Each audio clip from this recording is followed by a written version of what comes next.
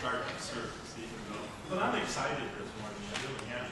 I walked out my back door early this morning, and you just smell the air this morning. It's nice and summer. It's springtime out there. It's really very pleasant.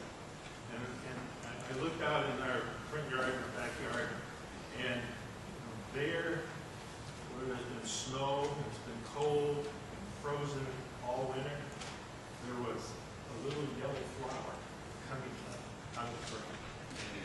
What's this? What is that? Dandelions? We don't have any dandelions. Just beautiful. Just beautiful. It's so small, it's so delicate, and just think that if God can bring that beautiful little flower out of the dirt, what can He do with you and me? Just think about it. That makes me excited. I mean, I can forget about letting him pray and her play. And just think about that's exciting. Well, this announcement I want to make. You have your registration forms there at the end of the pew somewhere. If you will find it and sign it, so we have a record of your visit here with us. There are just a couple of announcements that I'm going to make. And if you have an announcement that you would like to mention, I could use it. I need all the help I can get up here, obviously. I want to mark out inside your bulletin the curb appeal get together at April 20th. A group are getting together, and this is a missions endeavor in our community. And then there is the missions trip, which is a missions endeavor inside our state. So we're highlighting the mission endeavors. Keep these in mind. If you could participate and be part of that, it would be a good ministry. Any announcements anybody wants to mention very quickly? Leanne, I know you're going to come forward. Are you going to do it up here? Yes. Come ahead.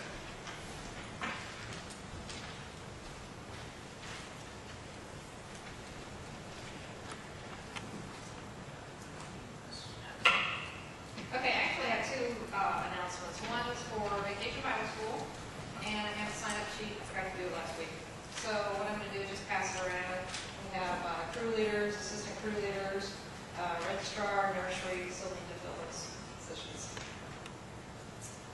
And then the second one is for the new pastor that's going to start, and I'm going to pass that around. And then it's a little bio of who she is. Her name is Kathleen Schmidtke, and she was raised in Raytown.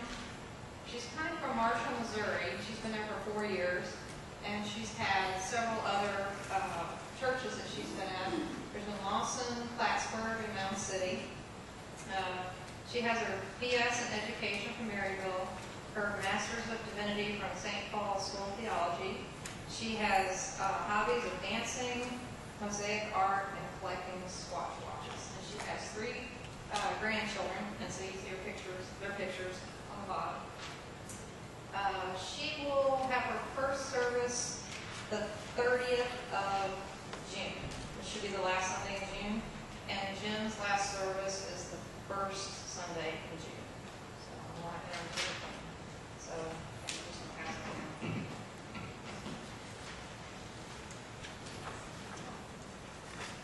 Thank you, Leanne.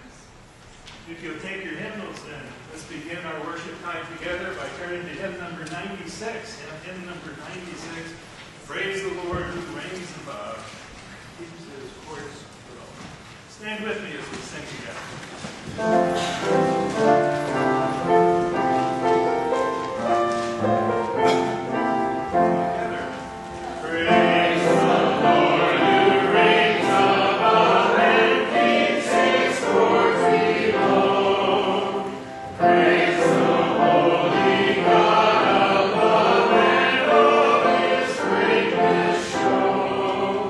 Praise Him for His holy, praise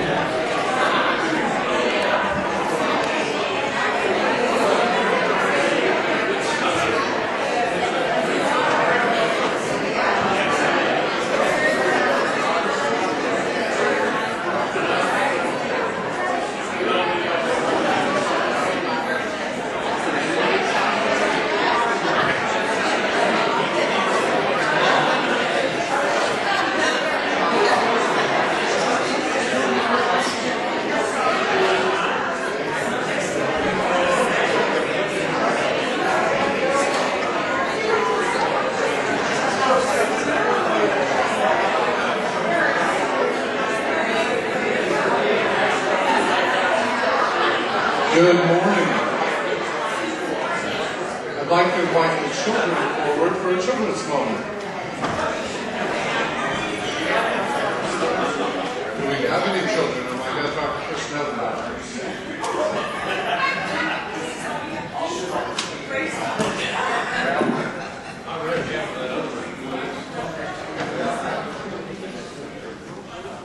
Oh, we have motion. I'm going to sit down anyway. You can come up, Peggy, if you want.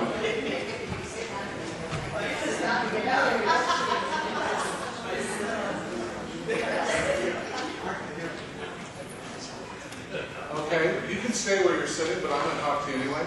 I love movies, and I don't know, I'm going to come over here because I'm going to talk to you. I love movies, and I bet you do too. And one of the movies I love is called Back to the Future, and it has a time machine in it. And with the time machine, the guy can go back and fix mistakes that he made in his life and when they went back before. But you know what? You and I make mistakes too. And the good thing is, Jesus can help us get over those mistakes. And today, the thief on the cross that Jim's going to talk about gives us that opportunity, shows us the opportunity, because he said to Jesus, just remember me when you come into your kingdom. And Jesus said, for that, you will be with me in paradise today. So in essence, all the way near the end of his life, he has a redo. He can go back and God can fix all that so he can be in a right relationship. So that's good news for both you and me, okay? Let's pray. Gracious God, we thank you that you're a God who will just do things over for us, that you sent your son Jesus to bring us back into a relationship with you. This week when we mess up things, help us to apologize and to truly love you. In Jesus' name, amen.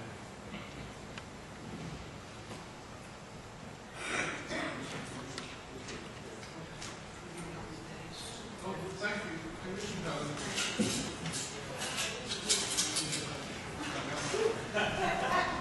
This is our second offering. We have our couple of kids to help us with the pennies of heaven. Take your hymnals and turn with me to hymn number 121. Hymn number 121, what is the wideness and God's mercy. Remain seated as we sing together.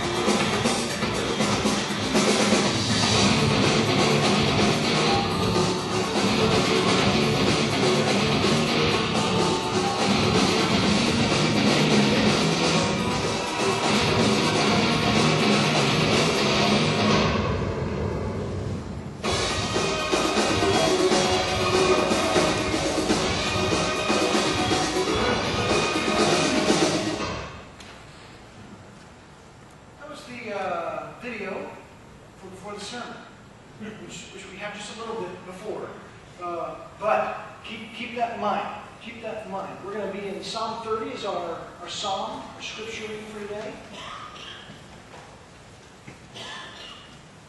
Psalm chapter 30.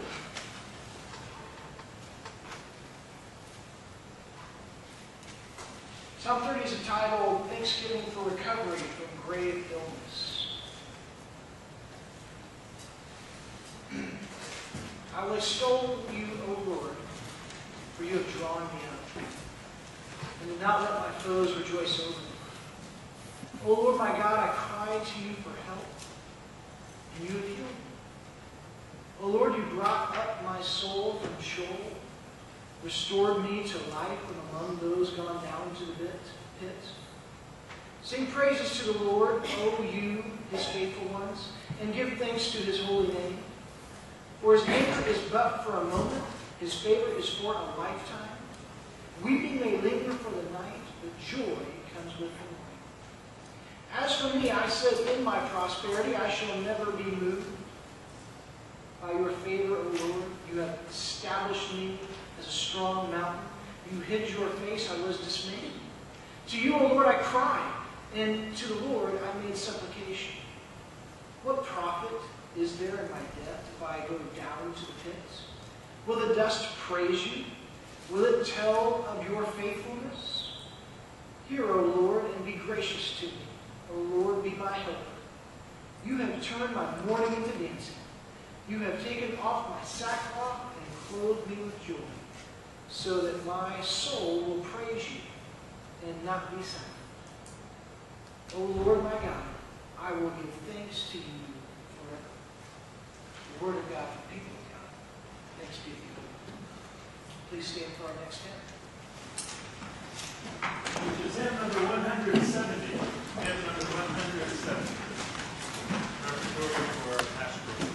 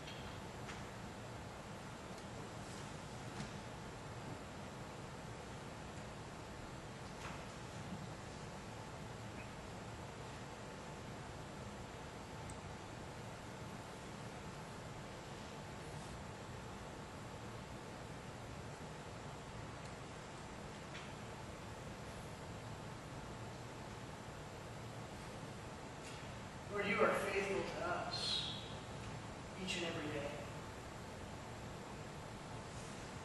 You desire to encourage our hearts, our minds. You grieve with us as we experience loss. You celebrate with us as we celebrate joy. Your graciousness is deep and is wide. Lord, we have the privilege of being people that get an opportunity to immerse ourselves in your grace. That we would be able to swim around in oceans of grace and forgiveness and kindness. That we would spend such time in those things that we would be able to become those things. That we would be a reflection of you, that we would be dripping with grace. And when we interact with other people and friends and relatives and neighbors, we would drip upon them the same grace that you bestowed upon us. That it would become contagious.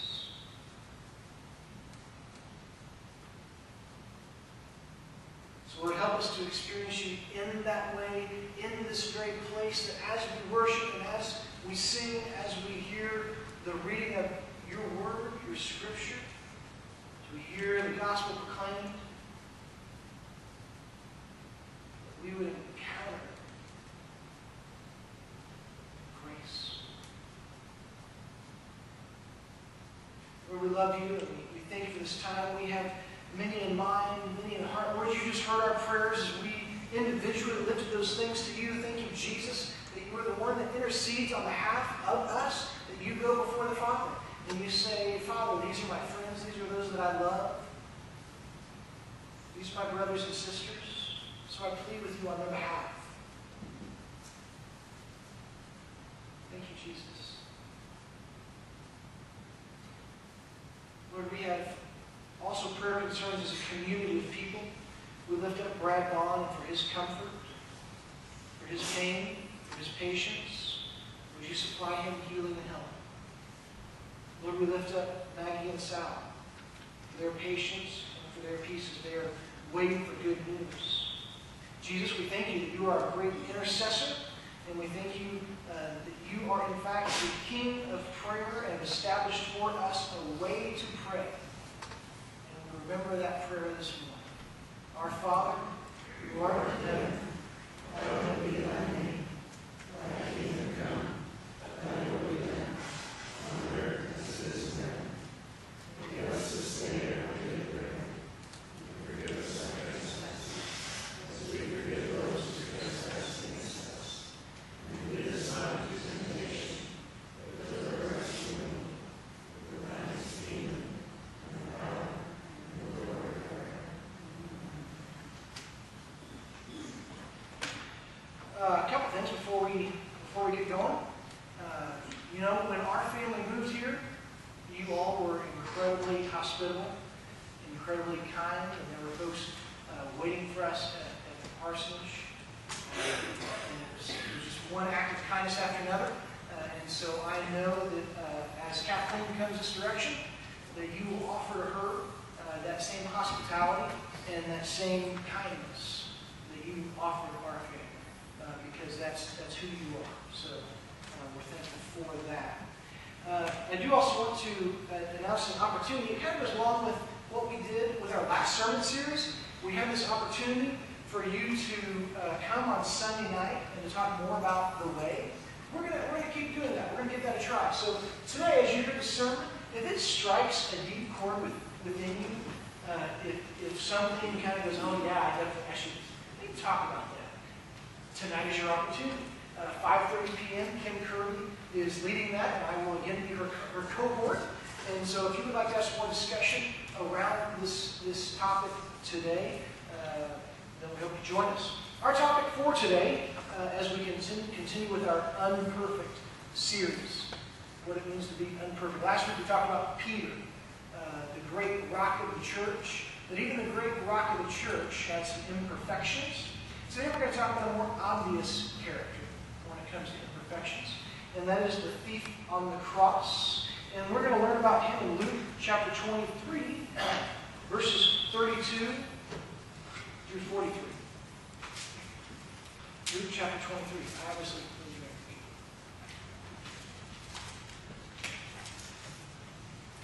Luke 23, verse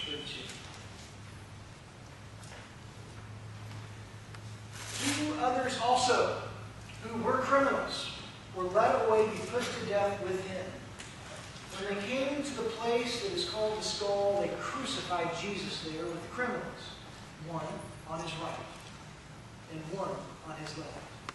Then Jesus said, "Father, forgive them, for they do not know what they are doing." And they cast lots to divide his clothing. And the people stood by watching. But the leaders scoffed at him, saying, "He saved others. Let him save himself if he is the Messiah of God, his chosen one." The soldiers also mocked him, coming up and offering him sour wine, and saying, "If you are the king of the Jews, save yourself." There was also an inscription over him, "This is the King of the Jews." One of the criminals who were hanged there kept deriding him, saying, "Are you not the Messiah? Save yourself and us." But the other rebuked him, saying, "Do you not fear God, since you are under the same sentence of condemnation? And we indeed have been condemned justly, for we are getting what we deserve for our deeds. But this man has done nothing wrong." Then he said, "Jesus, remember me when you come into your kingdom." He replied, "Truly I tell you today, you will be with me in paradise." The word of God for the people of God. Thanks be to God. Okay, so today's character. Today's character, we really know the least about. I mean, there are a lot of other characters we could have talked about in Scripture that have so much more background, so much more biography. The thief on the cross is not really one of them. Actually, the thief is so unpopular. We don't know the thief's name. We don't know if he's like George on the cross or Fred on the cross. All we can call him is the thief on the cross. He was also unpopular enough that Matthew, Mark, and John don't embellish. They don't tell us anything. They just simply say, and when he went to the cross, there was a thief on his left and a thief on his right. Those were the only things that they mention. And Matthew and Mark say something different about them. They say they were revolutionaries. They weren't just criminals. They were revolutionaries. They were rebels. We don't know if they were Jewish rebels against Rome or if they were with some other group. I got to tell you, everybody was mad at Rome. So it wasn't just the Jewish folks that were struggling with Rome. And Luke describes them as criminals. They're just criminals. That's all you need to know. Criminals. And all we have is 4 verses of conversation. 4 verses of conversation. And yet, how powerful and how profound the conversation that is shared with us today. In the Gospel of Luke, we learn something about character from a criminal dying on a cross. We also learn something about Jesus. We learn about grace and what it means to be graceful to others in certain circumstances. Now today we are going to look at the power of something very important. We're going to talk about the power of an authentic apology. An authentic apology.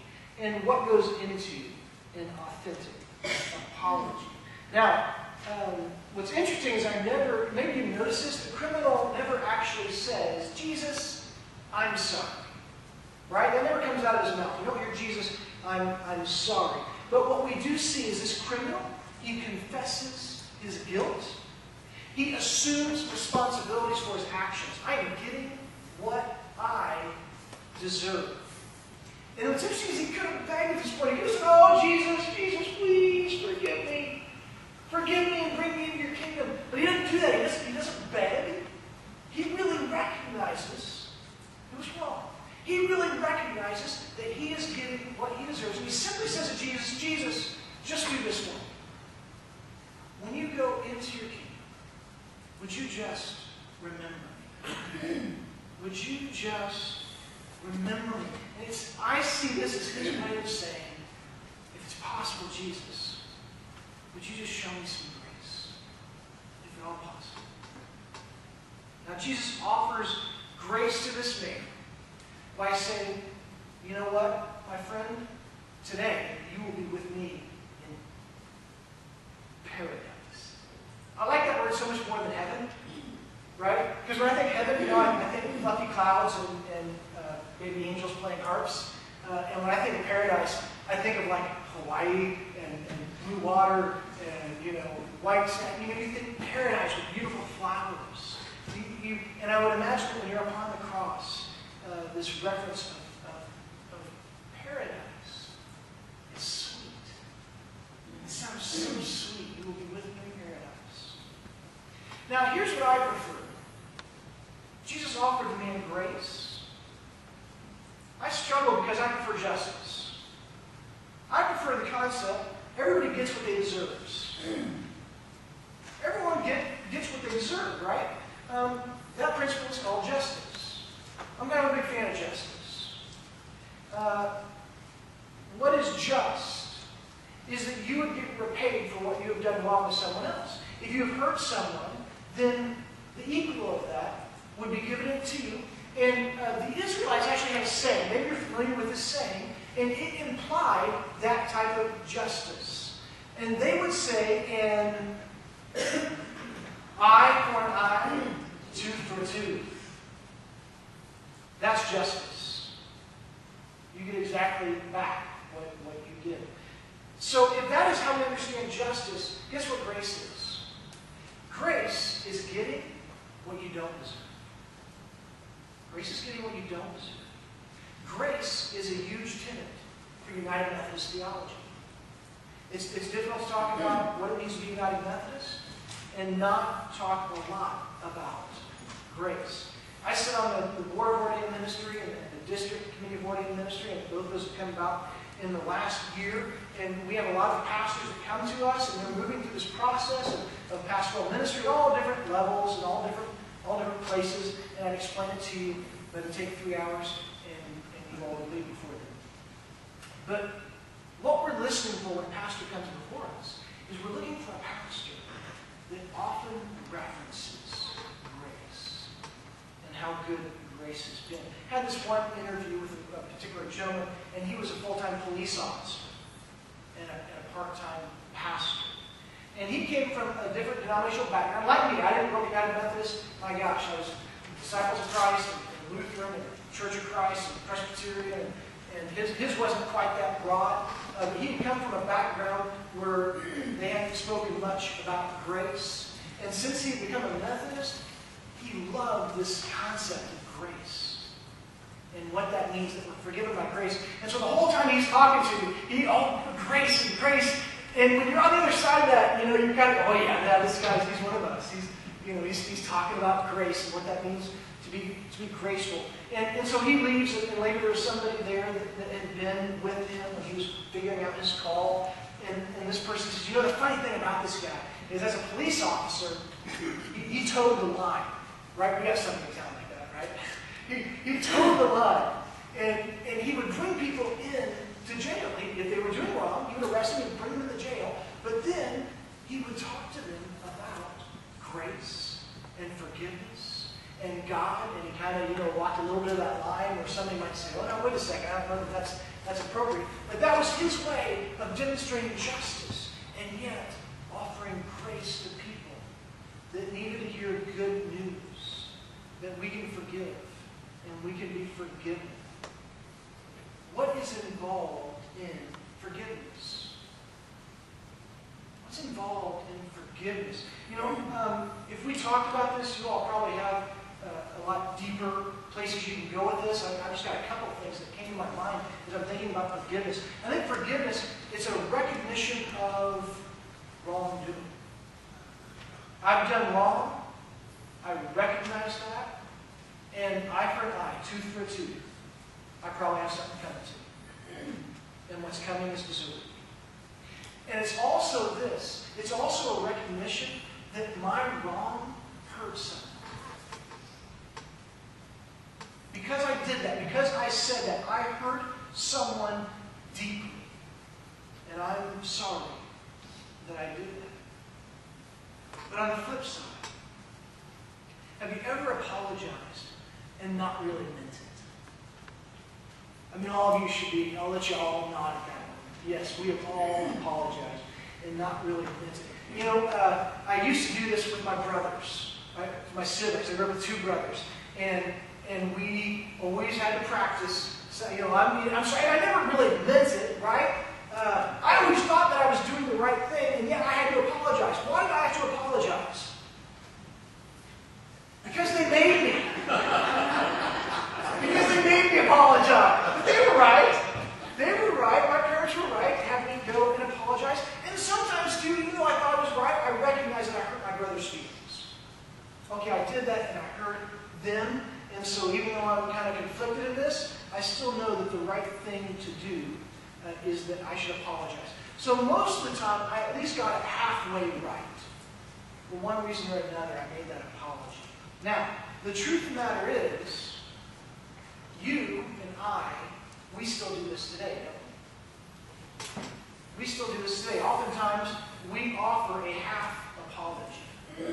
And we do this for a lot of reasons. Sometimes we do it because we really just want to get along with the person. And we recognize that ever since this incident happened, we have not gotten along. And so we just want to move past it. And so we walk up and we say, look, I know a couple weeks ago I said this. I apologize. And everything's better now, right? And so sometimes we do it. Sometimes we do it because we want to repair a relationship. A relationship's been broken. Deeply broken. And we recognize this relationship's not going to be the same unless I apologize. And so we apologize. Sometimes it's because, kind of like what I experienced, and we all experience with our parents, sometimes somebody expects us to apologize. Sometimes that's the other person. Sometimes it may be a boss, your boss. Maybe it's a teacher. The teacher expects you to apologize. A spouse, you know. Sometimes we do it, and this is the best. This is so demeaning. Sometimes we do it because we're going to be the bigger person. I'm going to be the bigger person, even though I don't think I'm wrong. So not only are we doing a half apology, we're demeaning the other person by saying they're the smaller person, right? I'm going to apologize because I'm the bigger person.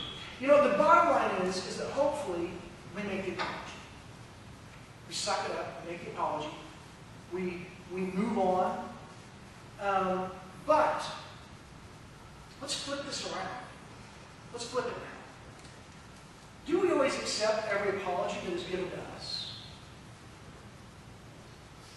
Should everything be forgiven?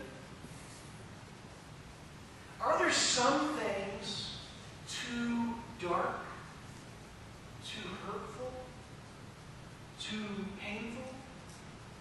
There's some things out there just too mean to forgive? Are there, in fact, some people in this world who are just too unworthy of grace? Whether it be yours, whether it be God's. See, here's the problem I've got to bump my head up against. And we all do this, let's be honest. We're all thinking this. Why would Jesus let a bad man go to heaven? Convicted criminal. You don't go to the cross for stealing candy. Right? That's a big deal. He has done something, and it's bad enough to even recognize it. He says, you know what, we're getting what we deserve. We deserve to be up here. He doesn't. This is a bad man that Jesus is offering grace to. You see, this is the same Jesus. Here's what confuses me. This is the same Jesus that in a parable talks about the sheep and the goats. I think we showed that a little while ago. And the sheep on the right, the goats on the left, and the sheep are the ones that Jesus says, you fed the poor, you clothed them, you visited in prison. Oh, when did we do that? We did it to you. Oh, enter into the kingdom of heaven.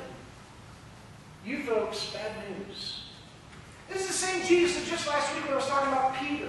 And I shared the scripture about Peter and him saying, yes, you're the Messiah. And then Jesus saying the Messiah will suffer, and Peter goes, no, don't say that. Jesus says, Satan, get behind me.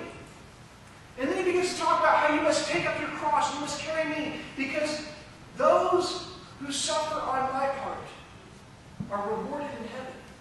Oh wait, you mean there's rewards for doing good things? And yet Jesus, the same Jesus, looks this criminal on the cross, and we don't know everything, but we know he's up there for that reason, and says, criminal, good news, my friend. Today, you get to come with me to paradise. Why? Why? Why does he get to go? How do you live the type of life that he lived? I would dare to say that why is because of the power of the authentic apology. The two-level apology. I have done wrong. I recognize it. Jesus, I'm getting what I deserve. Just remember me. And the second level, I have hurt others through my actions. I really have hurt people. And my hurt, this is the equal. Me being on this cross, this is likely as much pain as other people have suffered because of me. That's why I'm here. The criminal realizes his punishment is just. Eye for an eye. Tooth for a tooth. And what's even more than that is he recognizes, God help me. This is what humans do to me for justice. What happens next? What will God do to me that will bring about justice, right? The other criminal says, yeah, if you're Jesus, get us down from here. And the other guy said, do you not know what is awaiting us? That you would scoff at the Son of God like this? You see, this man's authentic apology, get this. This is what I think. This man's authentic apology releases grace. Releases grace from Jesus to this man. Not the other criminal. He thinks it's funny. He's joking around. He joins in the ridiculing of Jesus with the others down below. Hey, Jesus. Yeah, get me off this cross too. Get me down from here. Use your Jesus powers. Zap us both off this cross. This guy's dying on a cross, and he still has the energy to ridicule the Son of God. In our relationships with others, in our relationship with Jesus, with God, we kind of have two choices. I hate to oversimplify things, because we know things aren't always that simple, but in my mind in this area, you kind of have two choices. The first one is this. One choice that you make will unleash the power of grace in your life and in the lives of others. The other choice you can make will release destruction and anger and brokenness and hurt. But let's be honest. It's probably what you deserve. It's probably what someone else deserves too. They probably deserve to feel that way. You know, the challenge is, even if you wanted to, could you muster up the authentic apology? Could you really give the apology that matters? Did you ever learn? I learned this. There's some situations you don't apologize in. Right? If you're in a car accident, don't get out and apologize, because that's fault. And their attorneys will use that. You know, doctors and nurses, hospitals, they used to say, look, don't ever apologize to a patient.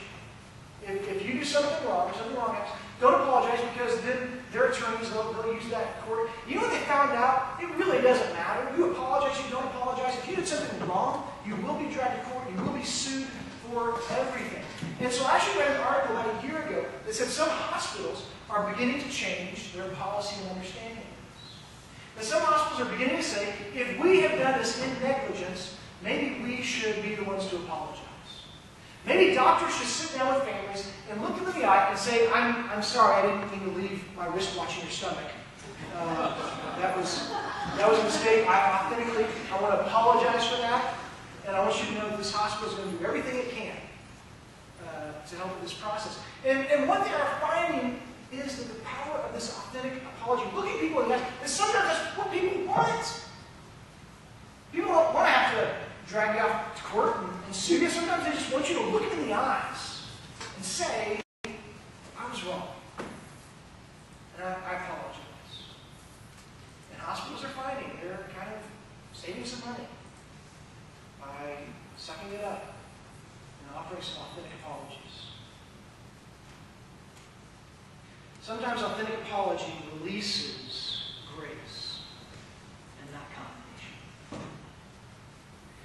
So, would you all kick this around? Would you think about it this week? Would you maybe talk about it this week? Because there's going to be opportunities to practice this, right? Your next argument with your spouse or with your loved one. Maybe there'll be an opportunity there where you could offer an authentic apology and unleash grace. Maybe that next blow-up with your coworker. Maybe that next blow-up with your neighbor. Or maybe a friend of yours that's kind of on the outs right now. Maybe there's a place there where an authentic apology would release grace. Some of my teens that are here, my younger ones, the boyfriend and girlfriend thing. I remember my parents telling me that, boyfriends come and go, and I didn't really believe it, but they were right. And there were lots of opportunities there to practice the authentic apology within those relationships. Release the power of grace through the authentic apology. Now, there's one more. We're wrapping it up. This is the end. There's one more thing that I want to say as we kind of close. Because there's something else happening here that we could miss that is so important. And that is, it's never too late. Thief on the cross, whole life, corrupt, died, got 3 hours left. It's never too late. It's never too late. It's never too late to right the wrong that we have done. It's never too late to do or say the thing that needs to be said or done. It's never too late that your actions throughout your entire life have maybe been less than graceful. Maybe they've been less than healing in other people's lives. Maybe they've been less than helpful. And you're just now realizing that. It's not too late. It's never too late. God is gracious, and God is always looking for new ways to share love and grace with His children, whom He loves. So my challenge to you is to unleash grace into the world. Utilize on a regular basis the power of the authentic apology. Let's pray. Lord, that was so much easier to say than to actually do. And I know it. We know it. So would you be with us, Lord? Because there's probably going to be an opportunity, maybe even the next week, where we could do this, where we could kind of muster up the authentic apology. And Lord, would you give us courage? Because, God, we're so afraid of this rejection. We're so afraid that they'll put it back on us. What happens if we ask for it and they say, no, I don't forgive you? Lord, I thank you that you are graceful. You are someone great to practice with. That every time I look to you, Father, and I say, Father, please forgive me for my sins, you look down upon me and you say, Son, it has been done. I love you. You are forgiven. So Lord, allow me to regularly utilize that practice with you, that I might live it out in my day-to-day relationships, with my neighbor, with my spouse, with my friends, with my children, possibly even with my enemies. Give us the courage, Lord. It's in your Son's name we pray. Amen. Please stand for our closing hymn. Hymn number 158. Hymn number 158. Christians, join us there. Hallelujah.